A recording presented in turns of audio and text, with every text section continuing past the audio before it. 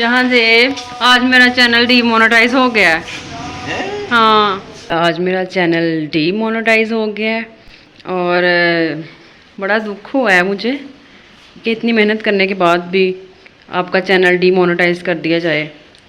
चलें, खैर कोई बात नहीं, हर चीज़ के पीछे कोई ना कोई बेहतरी होती है। सुबह मुझे नोटिफिकेशन आई है तो मैंने देखा है कि आपका चैनल अभी उन्होंने मोनेटाइज नहीं किया।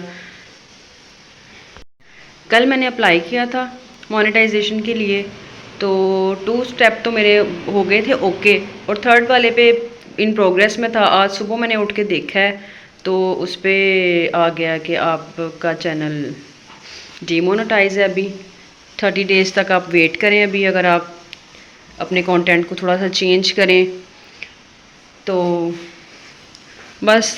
आज मैं बहुत सैड थी, दाल बना रही थी और दाल में नमक मिर्च की बजाय आज मैं तो चीनी और पत्ती डालने लगी थी। ध्यान ही नहीं है ज़रा भी।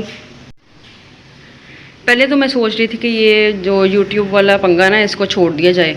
काफ़ी देर तक मैंने सोचा है, लेकिन फिर मैंने कहा नहीं, छोड़ना नहीं है। ऐसे इतनी मेहनत की है तो छोड़ना तो नहीं है, तो अपना कंटेंट ही थोड़ा सा चेंज कर लेते हैं।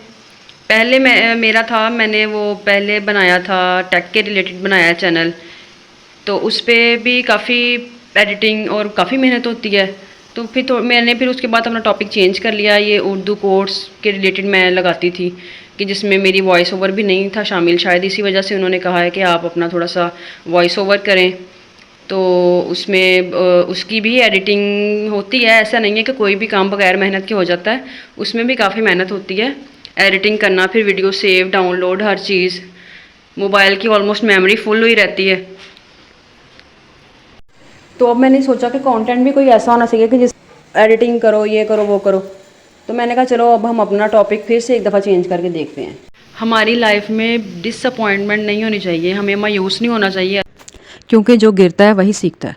और गिरने के बाद सीखना जो है वो अच्छा है, ना कि हम गिरने के बाद अपना मकसद ही छोड़ दें। जिस टारगेट को हमने अचीव करना है हम उसको ही छोड़ दें। लाइफ में हमें बहुत सारे चैलेंजेस का सामना करना पड़ता है, लेकिन हमारी ज़िंदगी में उम्मीद और हौसले का होना बहुत ज़रूरी है। क्योंकि जब भी हम मायूस हो जाते हैं ना, तो फिर हम अपनी जो भी एबिलिटीज़ हैं उनको भूल जाते हैं और हमें हर चीज़ मुश्किल नज़र आती है। हमें अपने मकसद को, अपने टारगेट को अचीव करने के लिए कोशिश तो करनी चाहिए, हिम्मत नहीं हारनी चाहिए, क्योंकि हर मुश्किल के बाद आसानी होती है और हर तारीक रात के बाद सुबह होती है। डीमोनेटाइजेशन जो है ये मेरे लिए एक नई शुरुआत का मौका है। दोबारा से स्टार्ट करेंगे। नाकामी कामयाबी की राह में एक कदम है। हर नाकामी हमें कुछ ना कुछ नई बातें सिखाती है और हमें पहले से बेहतर बनाती है। अपने मकसद के लिए खूब मेहनत करें और कामयाब हों, ठीक है, ताकि हमें बाद में कोई रिग्रेट ना हो कि हमने कोई कोशिश ही नहीं की थी। कामयाबी के लिए सब्र और मेहनत बहुत ज़रूरी है। कामयाबी आसानी से नहीं मिल जाती, लेकिन हम सब्र और मेहनत के साथ अपने जो भी टारगेट है उसको अचीव करेंगे इंशाल्लाह। और आपसे बातें करते करते ये देखिए मैंने अपनी सारी कुकिंग भी कर ली है। इस तरह का व्लॉग बना के तो मुझे ज़्यादा अच्छा लग रहा है। ये हमारी दाल है और ये हम तड़का रेडी हो गया, और अब हम दाल को तड़का लगा लेते हैं। ये ले, आप कैसे घर में मूंग मसूर की दाल बनाते हैं? मैं तो प्रेशर कुकर में बनाती हूँ, क्योंकि मुझे अच्छी तरह ये घुली मिली हुई दाल अच्छी लगती है, खड़ी खड़ी अच्छी नहीं लगती। हर किसी की अपनी अपनी चॉइस होती है। मैंने कोई भी वीडियोस बनाने के लिए कोई सेटिंग, कोई ट्राइपॉड या कुछ भी ऐसा नहीं यूज़ किया। अभी फ़िलहाल मैं भी अपना ट्राई कर रही हूँ।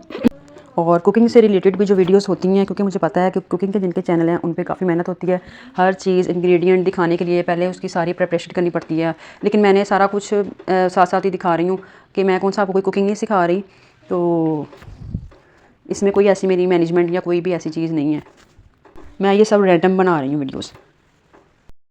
अच्छा, मैं जब किचन में काम कर रही होती हूँ तो मेरे माइंड में ऐसे होता है कि जैसे मेरी मम्मा किचन में काम करती हैं। जिस तरह माएँ बेध्यानी में कोई रोटियां सेक रही हैं तो चिमटा भी नहीं हाथ में, अब ऐसी गर्म गर्म पतीलियाँ उठाई जा रही हैं। अब पता चलता है कि किस तरह हमारी माएँ ऐसे उठा लेती थी बर्तन गरम गरम, और रोटी भी सेकनी चिमटे के बगैर। पहले देख के लगता था कि हाय हाय हाथ जल जाएगा, लेकिन अब हम पे वही चीज़ अब हम में आ गई है। तो जब भी मैं किचन में काम कर रही होती हूँ ना, तो मुझे यही होता है कि मैं अपनी मम्मा को रिप्रेजेंट कर रही होती हूँ, तो मुझे बड़ा अच्छा लगता है। अब इसका मतलब हरगिज़ ये नहीं है कि मैं रोटियां सेकने के लिए हमेशा हाथ का इस्तेमाल करती हूँ, बल्कि मैं चिमटा भी इस्तेमाल कर लेती हूँ और गरम गरम पतीलियाँ नहीं मैं भी उठाती। मतलब ये कि आहिस्ता आहिस्ता वक्त के साथ साथ इंसान एक्सपीरियंस हो जाता है। जब सब खाने के टेबल पर बैठे हों, कोई जल्दी हो, तो फिर आपको पता है कि लेडीज़ की किस तरह दौड़ लगी होती है। ओके जी, अब ये हमारा किचन का सारा काम कंप्लीट हो गया है। दाल बन गई है, रोटियाँ भी मैंने बना ली हैं। और आप अपना बहुत सारा ख्याल रखिएगा, मुझे दुआओं में याद रखिएगा। बातें करते करते व्लॉग काफ़ी ज़्यादा बड़ा ना हो जाए। चलें ठीक है, फिर मिलते हैं नेक्स्ट व्लॉग में। तब तक के लिए अल्लाह हाफिज़।